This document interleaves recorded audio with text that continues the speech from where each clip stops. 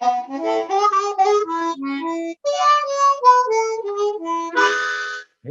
it's Willie Armelini with Flowers and Scents with your industry buzz. Today we're going to interview Edgar Lozano. Edgar Lozano is the president and CEO of the USA Bouquet company in Miami.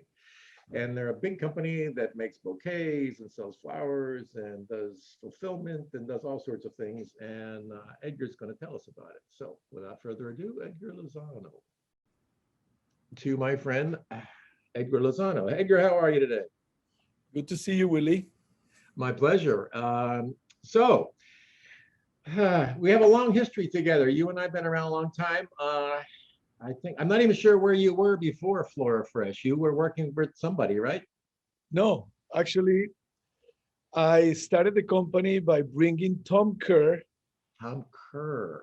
from Gelco. He was the sales manager at Gelco. Right. Prior to that, I have worked with the strawberries because I was dabbling into little things here and there. Right. I was 21 years old at the time. I was going to school, Right. and then I wanted to do something on the side, obviously.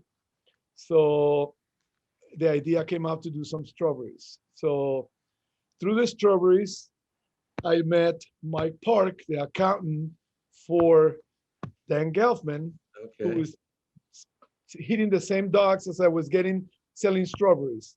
Okay. So I started talking to him, became sort of not friends, but colleagues, hitting the same areas with deliveries of strawberries. So all of a sudden, I got interested in the flower business because I heard about the flower business from him.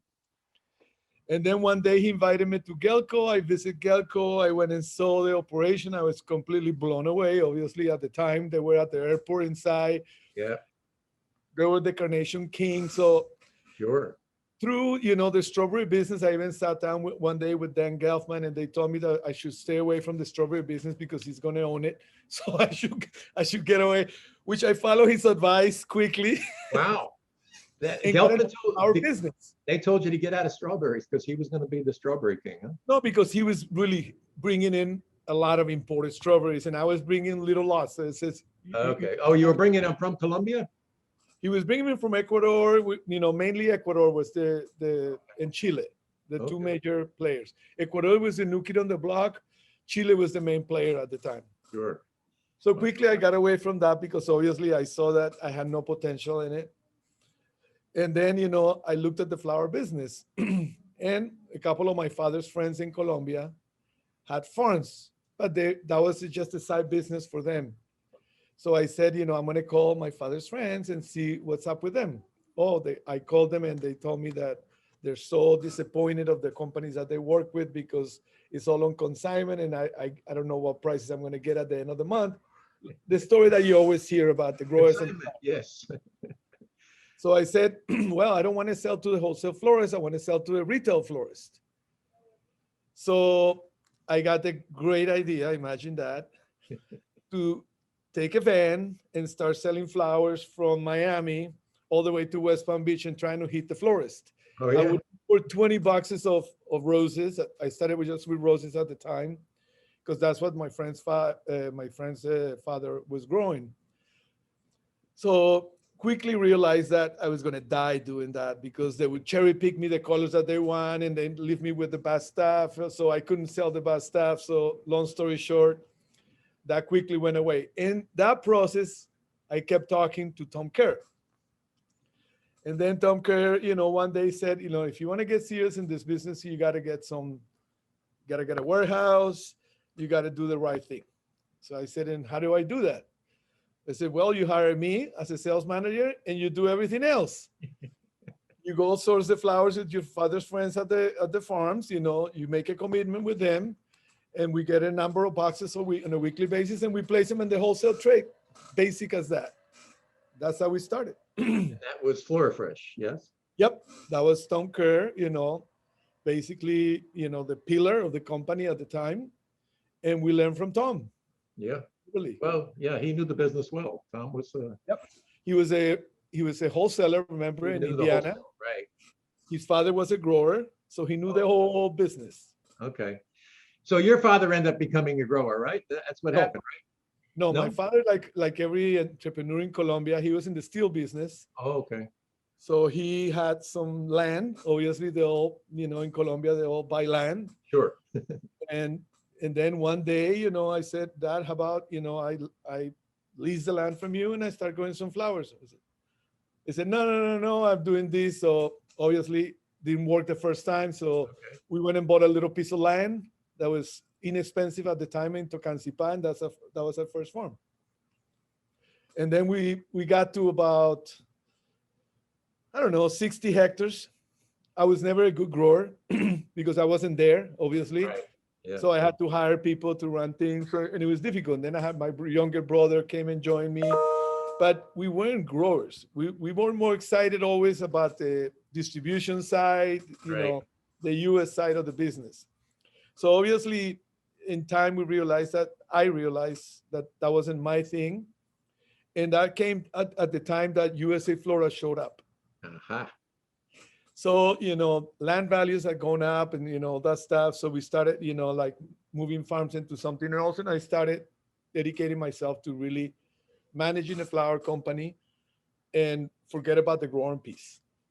So that's when I basically And well, divested interest at USA, farm because there USA. was conflict of interest too Right. at the time. So I divested myself from that and he concentrated on the US and working for USA Floral at the time when I sold the company to USA Floral, Flora Fresh, we sold it to USA Floral. So I basically became a devoted employee for 2 years. Right. Dealing with all those strange people, yes. That But to me, it was a learning experience like you have no idea, I'm Willie. sure. Well, Because I got to work next to the guys that I always admire in the industry. sure. The guys who I always try to sell, for instance, La Florette, I would always try to sell to La Florette, I always try to sell to Atlantic Bouquet. You know the story. Yes. No, and it's a good story. Yeah, and they came along and purchased you, and you ended up in that situation, and then boom, turns around. I've always said that Edgar was like you go around on the merry-go-round, you try to catch the brass ring or the gold ring, and I said Edgar caught it because Oh, don't say you that. stuck around long enough, and then when all the other dust settled, you were standing there holding the keys to USA Bouquet, I guess. To be quite candid with you, I bought into the idea. You know, it was as simple as that. I said, why did I stick out? Not because I thought that it was going to work. To be honest with you, It had the quickly potential.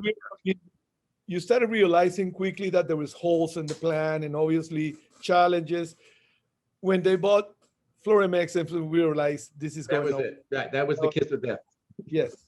That was So that then, at that time we started positioning to buy what we have built within the company. See what I mean? right. Which was the bouquet division, because we had the mission, which it was given to Tom Locke first. Remember, to Right. consolidate the 5 bouquet companies into one. Started Right. with Paul Schwartz, just consolidating La Florida and Ultraflora, and then we bought Floremex, and then they gave the big job to Tom Locke to consolidate all the bouquet companies. It was Atlantic Bouquet, La Florette, Ultraflora, Flora Fresh, and Floramore. And Flora Moore. Right. 5 companies. Impossible So job. that was a challenging job for Tom, obviously, because Sure. nobody to want to work completely the way that the other one works. So No. and it needed to be a compromise because we couldn't have 5 facilities in Miami, Right. obviously. So that process was ugly, as you can remember. And quickly, we started, losing customers, if you remember, because there was no cohesiveness in the company. So at some point, we just realized that this going nowhere. So everybody started positioning to what we thought was going to go to the bankruptcy courts, and Right. everybody buying their piece or whatever they thought that they could in the bankruptcy courts. So we were lucky enough that we ended up with the company. Yeah. You know, so one of the first things I did, I need a good team, obviously. So I took 20% of the shares of the company and distributed them on the key people that I wanted to keep. Good plan. So that, I got some people that were owners as well. And they had some, something to fight for. Something to fight for. And I probably know some of those people. Yeah, you know them all. So basically the beginnings, and then the rest is. All right. Well, there's more history here, but let's go more current here. So what USA Bouquet does, you're a fulfillment house. Is that a good Well, description? that's about a half of our business. Okay. We were born as a distributor to supermarkets. Right. Bouquet maker, we basically we source, but our sourcing is a little different today. Our source is based on contracts Okay. with people that we've been working with 20 plus years. The majority of our suppliers. We haven't lost a supplier since we started USA Bouquet. We have slowed down businesses or they got purchased, but we never stop the relationship with any supplier we started. We never fired a supplier in our lives. Okay. We try to make them better. We try to, give them assistance because we have a group of agronomists in Colombia that, all their energy goes into helping the farms and guide them, giving resources that otherwise they wouldn't have, We help them finance plans. We become a real partner for the farm. Okay. And we try to balance ourselves by looking for farms that have strong positions in other markets, whether it be Europe, whether it be the wholesale trade, but we don't want total reliance on us because we don't want to buy 100% of any given production. We always want to buy 25 to 40% maximum. When we grow really big with somebody, we never go over 50. As 40 is the sweet spot with a really good farm. Right. Otherwise, you're vulnerable. Yeah.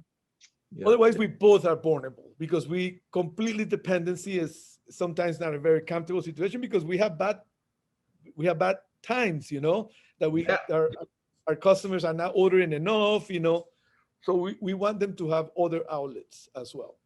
Well, speaking of crazy times, I think we're in some here. You're obviously a bouquet maker, and the bouquet makers, perhaps maybe unlike yourself, you don't own farms. I believe you don't own them. Where all your competitors, I guess, all the bouquet makers are buying up farms like crazy.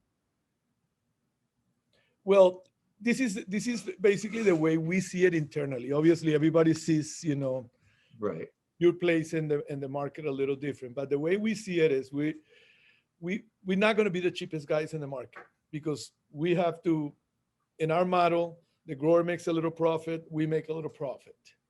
So we're not going to fight the prices, the consumer bunch war. We're not going to fight the $4.99 bouquet because we'll lose. Yeah. But, we find ways where we can add value.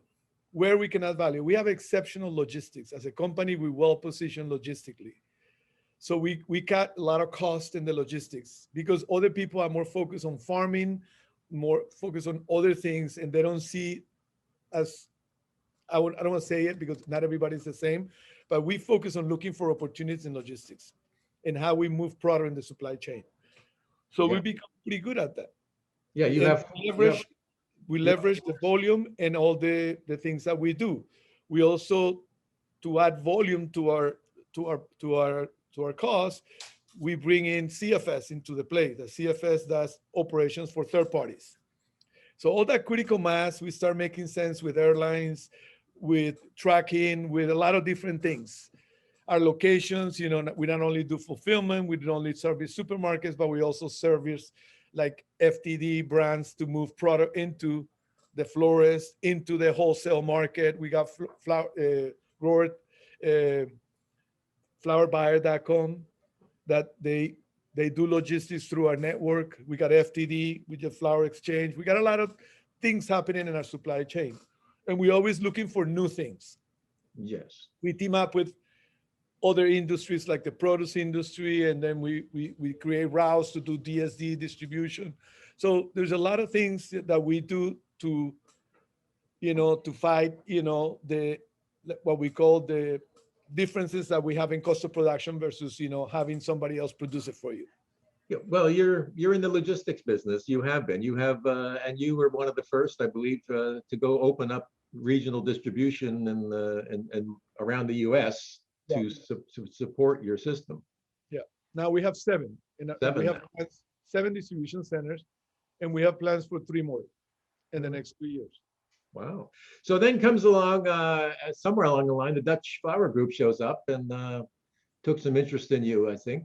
Yeah, after we we did the deal back in with USA Floral, then back in 2006, our Right. growth was kind of taping her up. So I said I want to bring some partners in, some financial partners at the time. So we looked for private equity, and we got lucky enough to find FDG. We had a relationship with them for 10 years and was sort of successful. They were happy when we exit. We're still friends, so that's a good sign. Good, good, that's good.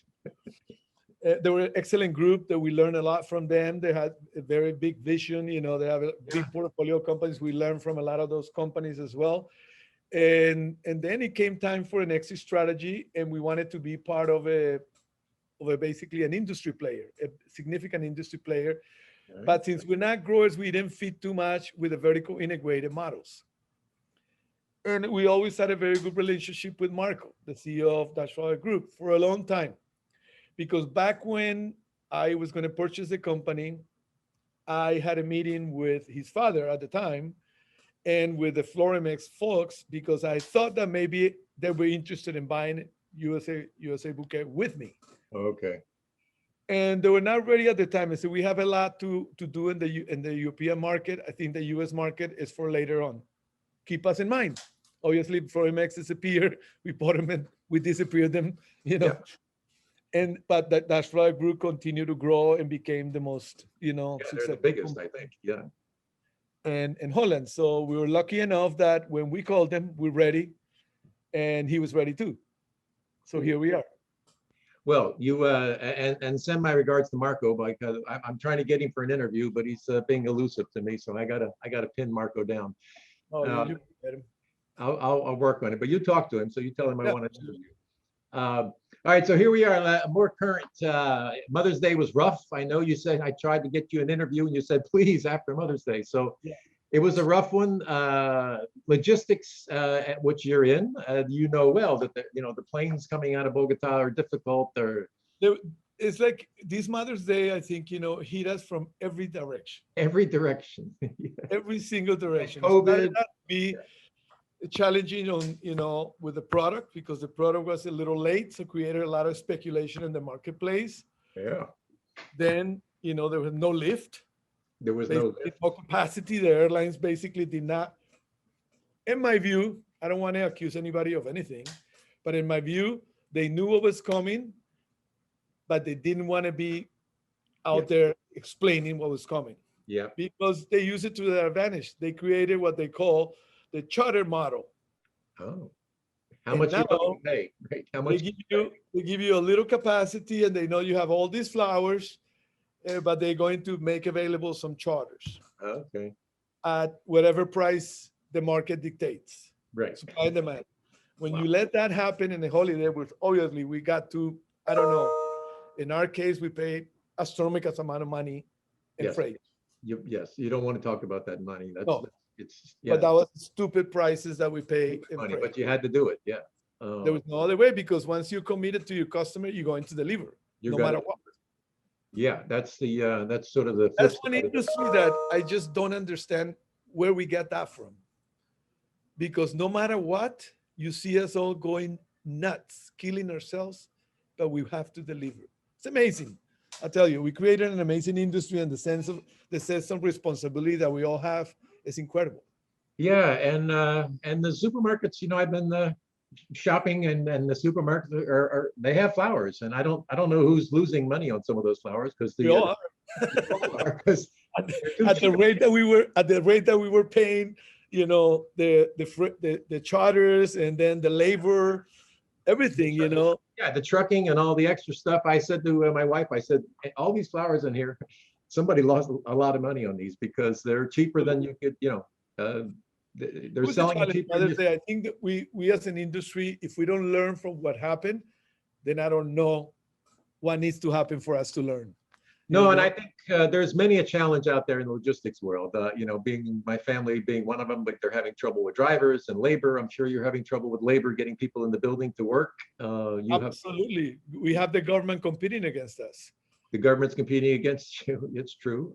paying people to stay home. So it's very difficult to compete with that, because Yeah, if you put somebody to choose between come to work at, you know, 40 or 38 degrees, yeah. making bouquets, or inside the cooler at 33 degrees, versus staying home flipping channels and getting the same money. Yeah, it's not a big decision. Yeah, I know No, that. And our business is not the easiest one. Again, you're working in cold coolers, or you're loading trucks, or you're doing physical work, but or you're being stressed out because you're a salesman and nobody's buying your flowers, or you can't fulfill your orders. And anyway, hey, listen, this has been a fun 20 minutes. I think we went over, but it's okay. I love the idea of catching up with you and letting people know what USA Bouquet does. It's a big company there in Miami that moves a lot of boxes. And a lot of flowers come through that system and end up with on FedEx trucks, or who knows where they end up. But you're doing a lot of stuff, so somebody's home, hopefully, and making them happy. somebody's home making help. Well, that's our goal here. So hey, thank you for your time and for your willingness to come on and talk to me. And Anytime. it's good to see you. And I will see you soon, I hope. It's been a pleasure. All Thank you, right. Will. Bye-bye.